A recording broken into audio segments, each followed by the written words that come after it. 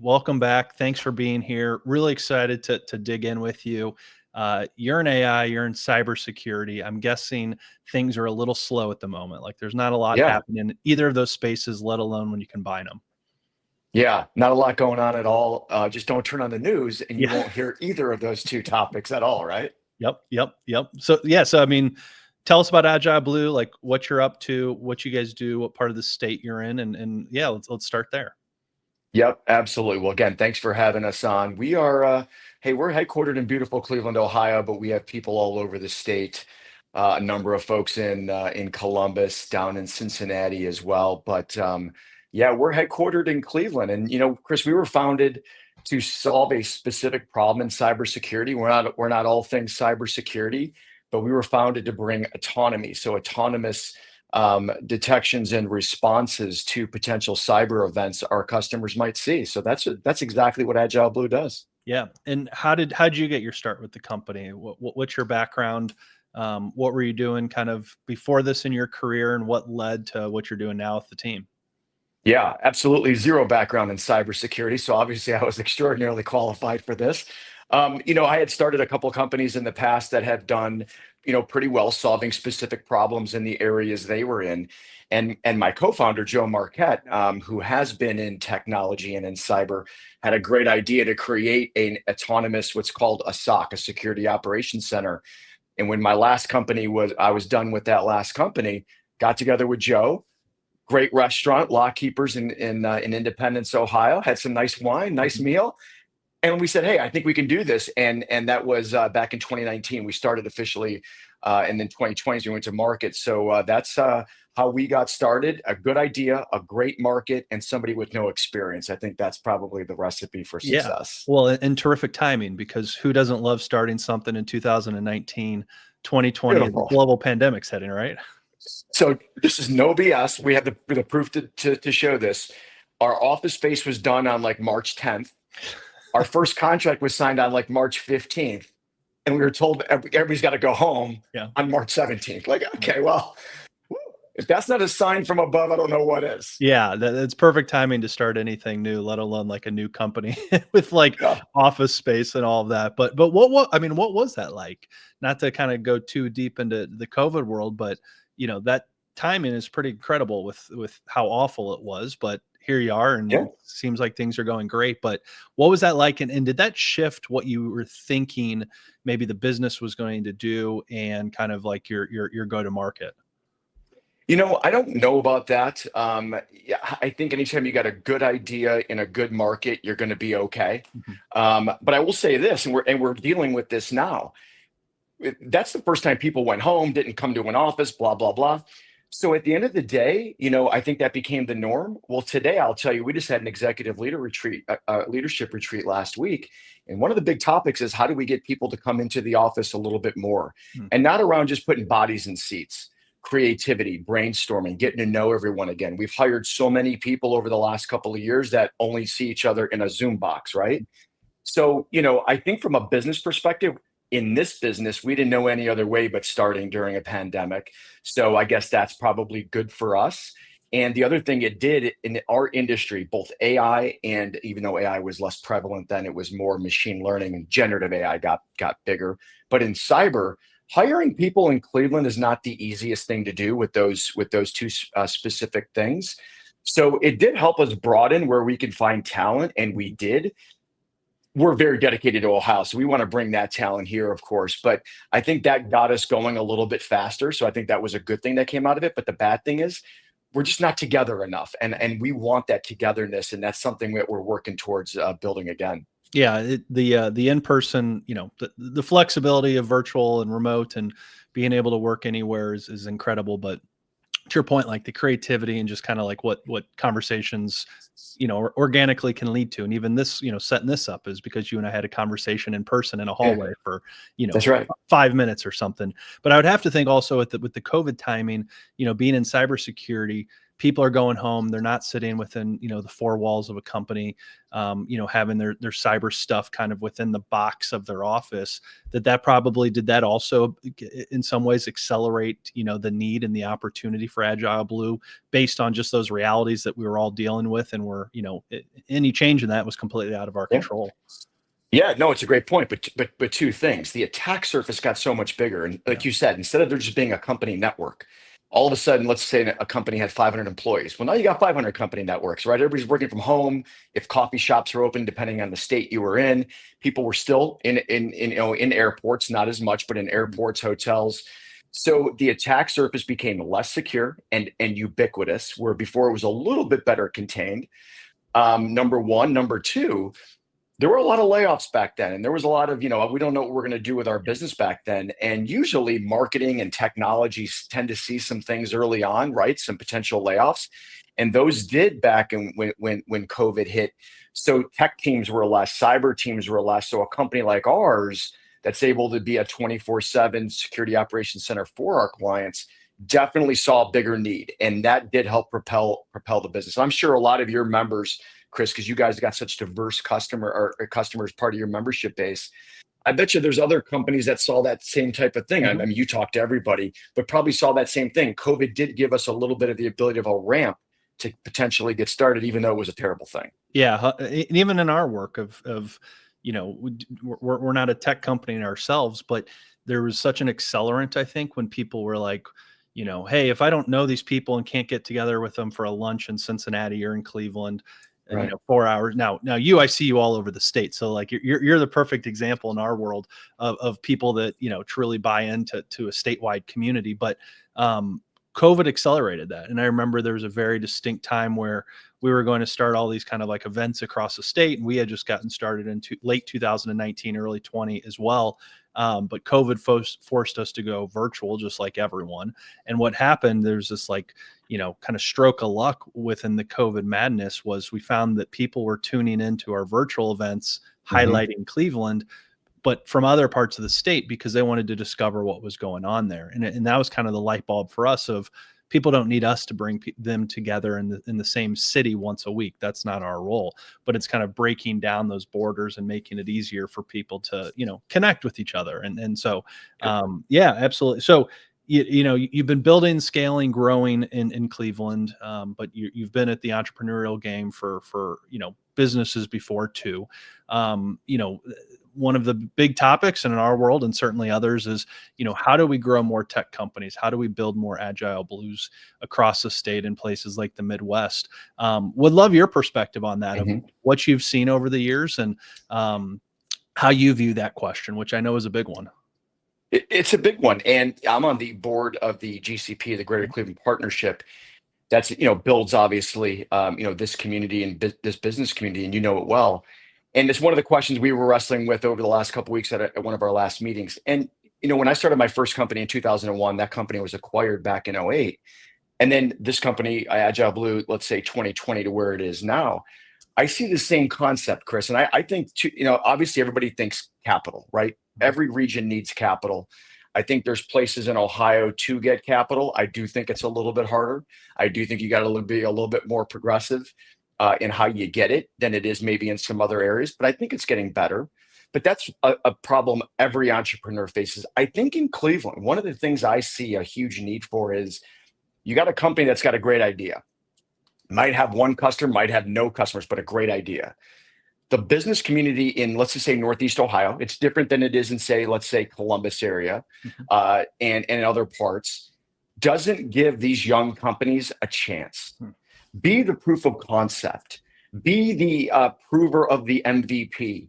Show these young entrepreneurs they can get going, because, and I'm just throwing out large companies, I by no means have anything what I'm about to say, but extraordinarily respected institutions like Sherwin-Williams, Key Bank, Cleveland Clinic, large, beautiful institutions like Case Western, like amazing institutions we have. I'm just talking Northeast Ohio. Obviously, if you had Columbus, you got, Limited and Huntington, all these great companies.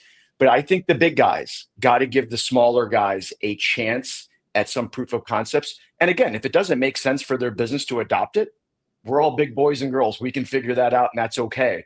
at least they gave us a shot. And I will say this, I think a lot of smaller organizations that just get their start, I'm going to speak for Cleveland specifically, are getting their first piece of business taste elsewhere and then coming back and proving it to the local landscape that we could do it for them. I never understood that concept, but I will say this, and maybe this is just me, but I saw this in 2001 and I'm seeing this today. So I still think there's an issue with the big guys, maybe not thinking they want to get burned by the small guys just yet. But we're not here to burn anyone. We're here to show them all the great stuff we have. Right now, we're a little bit older, a little bit bigger now. We don't necessarily need that, but I think you needed to get going as a young entrepreneur with a great company that maybe have one thing, and that's an idea. Yeah, no, I love that. And that's a huge topic, not just for us in Cleveland with partners like you, but also Columbus, since, I mean, literally everywhere. And I think that's one of these things that, to your point, the capital side is always kind of the leader in conversation when it comes to this, but that customer side is where we do have a true advantage with the number of larger enterprises, all these privately held businesses that are all across the state, especially in the Northeastern Ohio. And you're also starting to see a lot of these larger VC funds, starting to acquire, like Summa Health, General Catalyst buying it so then they can insert and integrate the technologies. From your perspective though, Tony, because this is something that I'm talking with smart people on and trying to, take notes and kind of figure it out in my own head.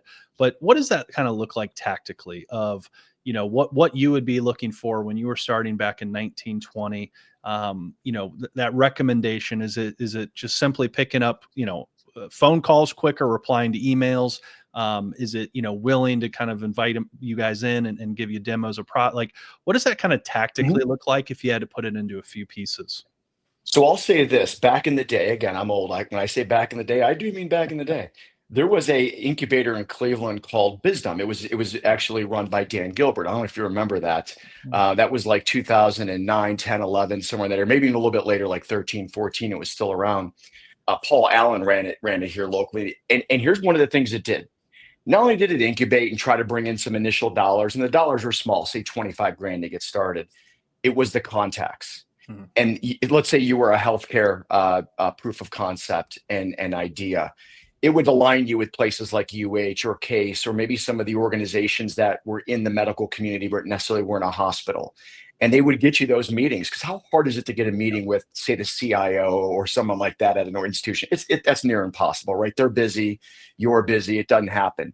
But through the right contacts, get that first meeting. Let them sit in a meeting with you and be like, I don't think your idea can fly, or my goodness, that's fantastic. Let me align you with some people on a team that might be able to test this out. And that was a great concept. Now that organization is no longer around, but I think things like that, where the folks who are respected, like GCP, I mean, GCP is, knows a lot of people, knows a lot of organizations. And it's not about just making a phone call, doing a favor. Think about this.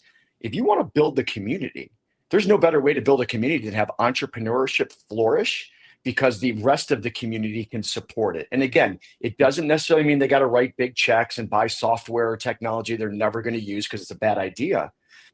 Get that idea off the ground. See if you could be a potential reference for this company to get going. I think that's a huge thing, Chris. And that's something we don't see enough, not only from our companies, but also from some of our community leaders and politicians that maybe don't prioritize that piece. Yeah. And I couldn't agree more in that piece is, I think, something that we can all collectively in our own, kind of ways and parts of it unlock it, because every conversation's around the funding side, but you look at the stats, something like 50-ish Fortune 1000 type companies, a ton of industries and sectors.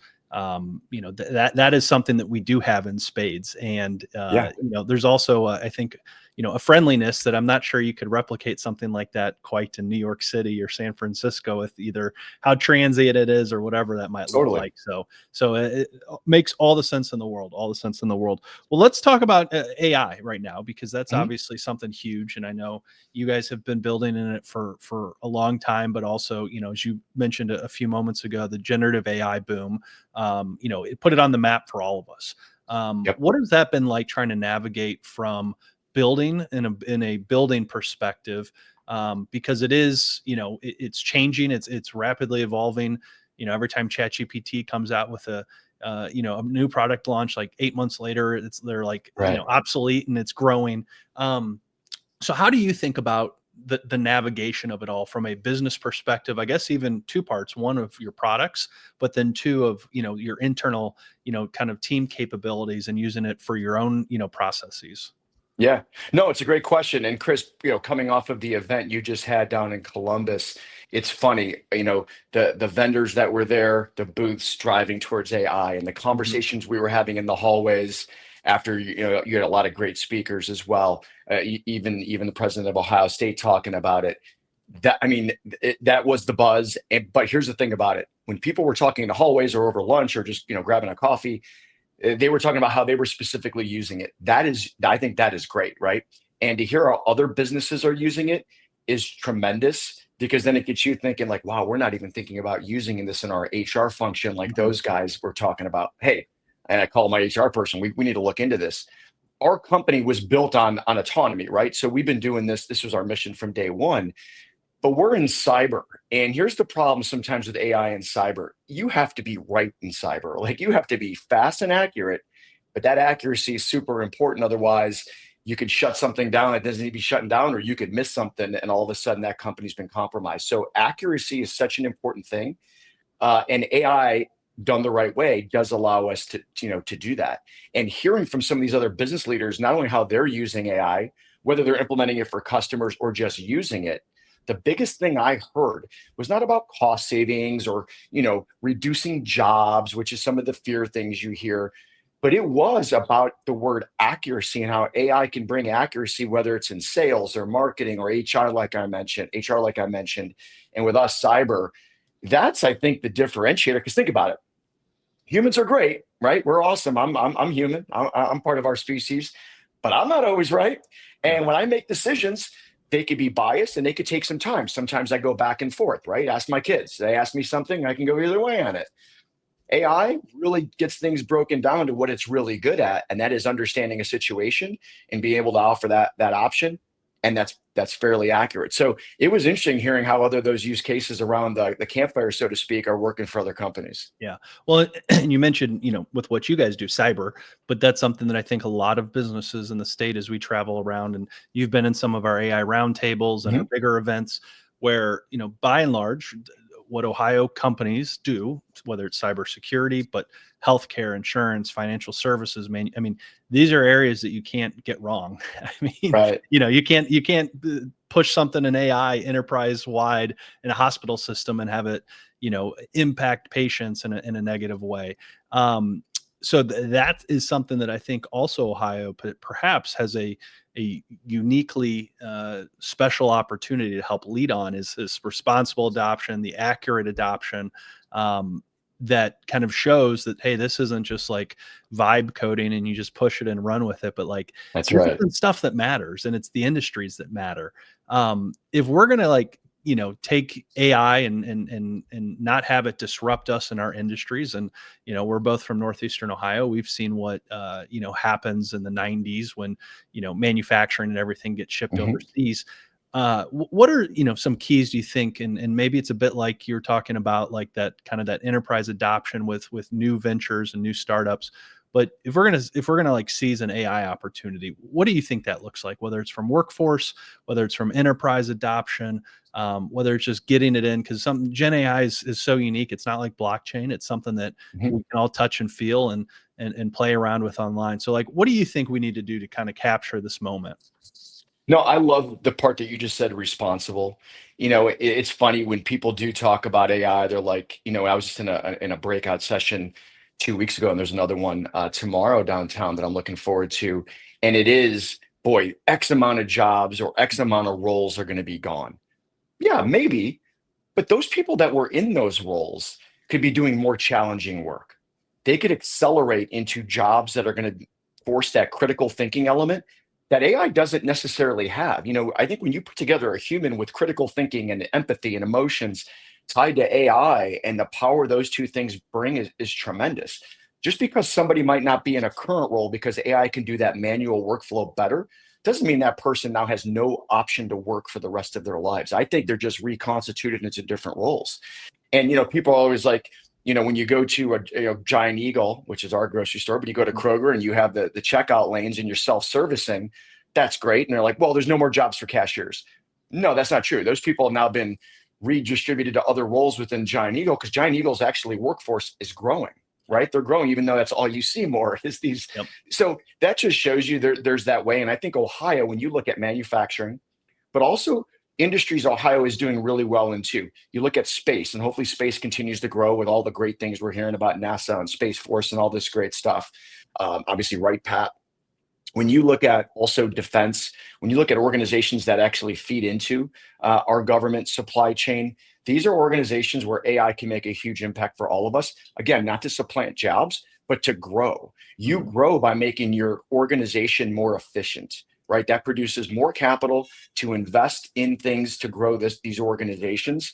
That's what we're seeing. That's what a lot of very trend-setting companies in the state of Ohio are seeing.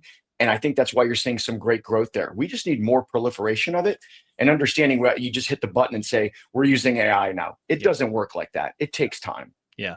And as you mentioned growth, that's kind of another point I want to touch on, where, we're talking about the early stage companies and entrepreneurs and the early stage, adoption of AI, but companies like yours, where you're not that early stage company. It's not 2019. Right. You mentioned you have team members all across the state and maybe even outside of the state at this point. You're, working with companies all over the place to help your company continue to grow. Because one comment before I, ask you what you think this key is, I think one of the most underserved areas of technology by and large when it comes to places everywhere, but especially Ohio, are the privately held small, medium-sized businesses. They're tech businesses. And the reason I think that is because the big guys, they get all the headlines, the, magnificent sevens, when they come in and add a data center, that's on the front page of papers. Small startups, when they raise a seed round or Series A, they'll get headlines. But there are all these great privately held businesses that don't fit into that traditional VC kind of ecosystem. But they employ a bunch of great people, and they, pay on average more than typical job. I mean, they're just really, really good businesses. How do we help that segment of the tech economy? Because I think it's an area that often gets overlooked and taken for granted, because they're just good, profitable businesses.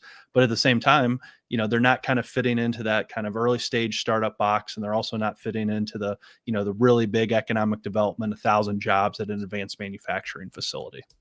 Yeah, no, I think that's a good question. I think that's something obviously we all have to battle with, right? And I think that exposure is a big deal.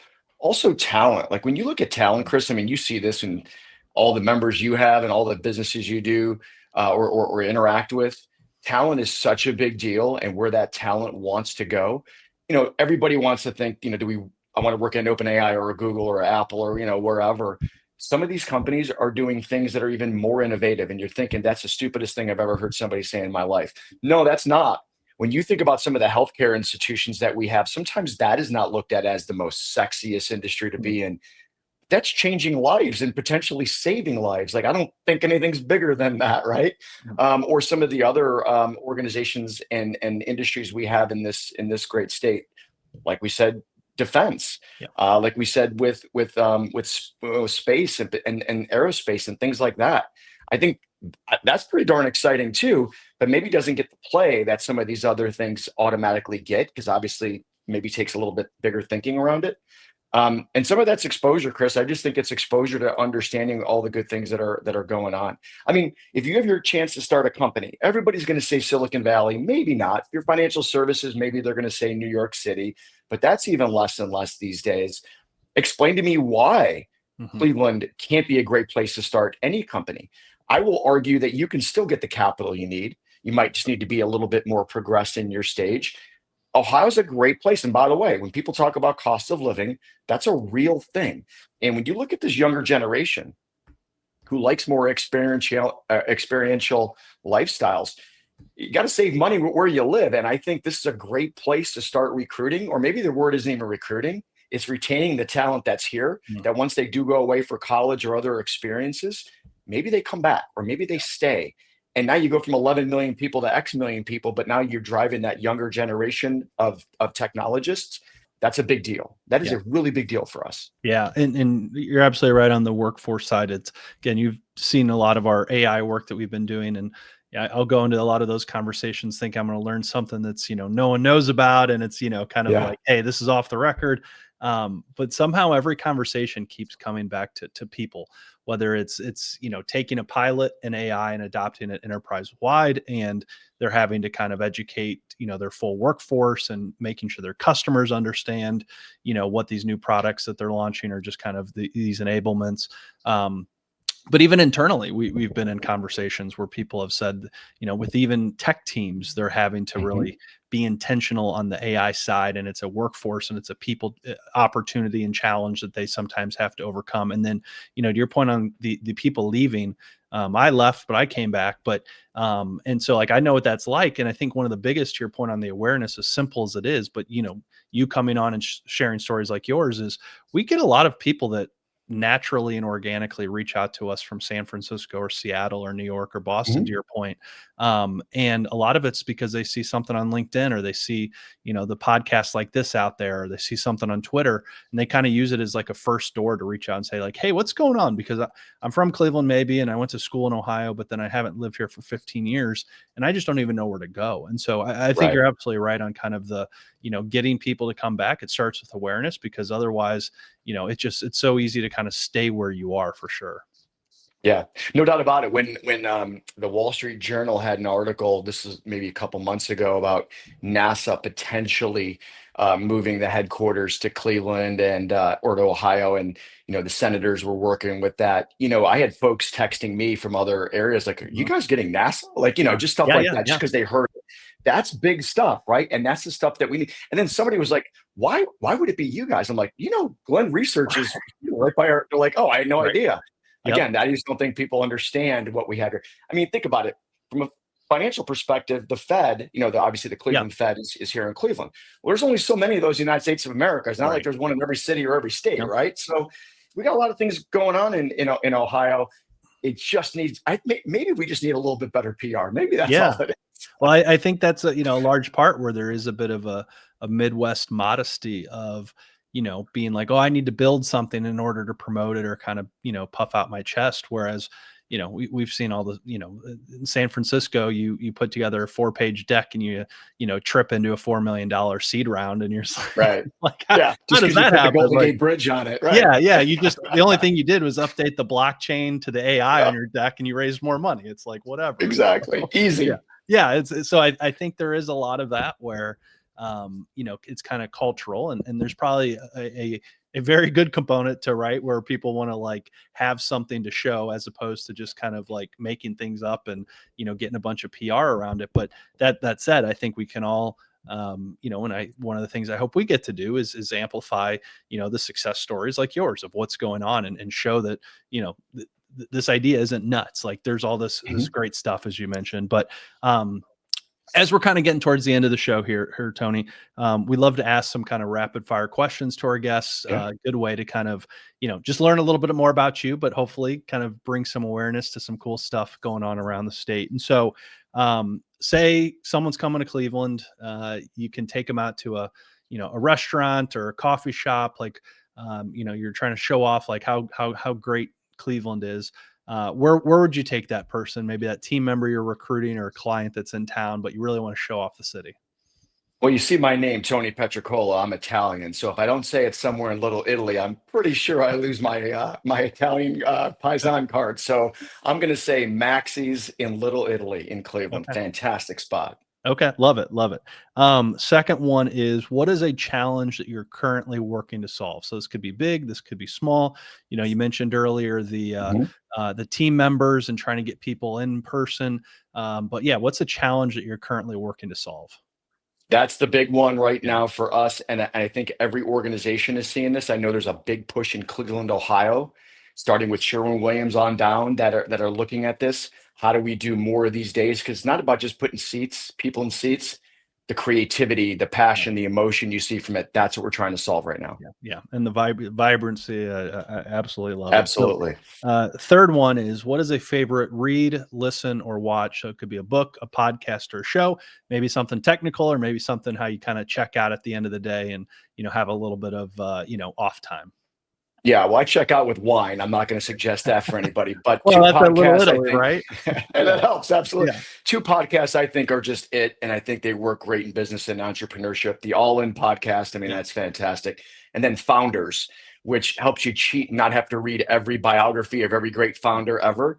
That 1 hour show by David Senra is lights out, right? So it's like Cliff Notes for books. Yeah, absolutely. And I'll say I'm not surprised you picked a couple podcasts with the amount of times you're probably up and down 71 and all the highways in the state. So yeah.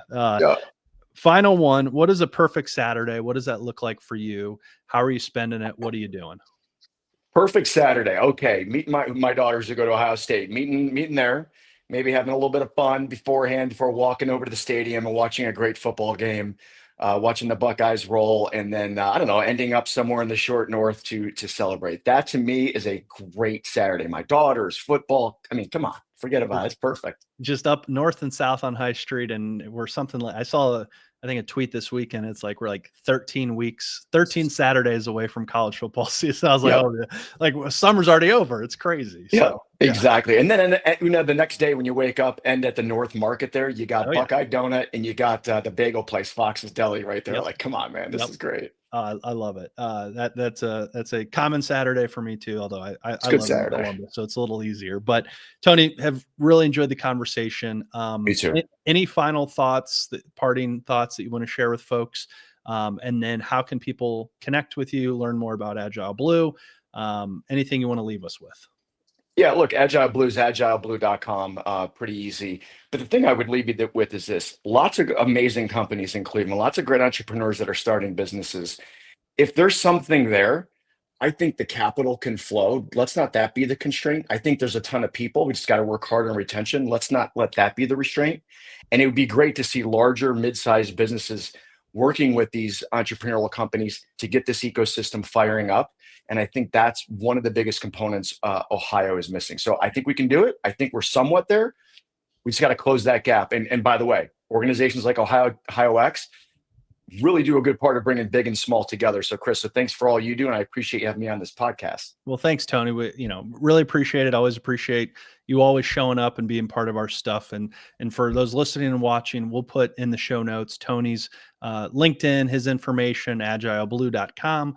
So you can check him out, connect with him, make sure you give him a look, and hopefully we can, keep spreading the good word of companies like Tony's all across the state. So Tony, thank you so much for joining another Built in Ohio podcast. We really appreciate people listening and watching, and we'll talk to you all soon. Bye-bye.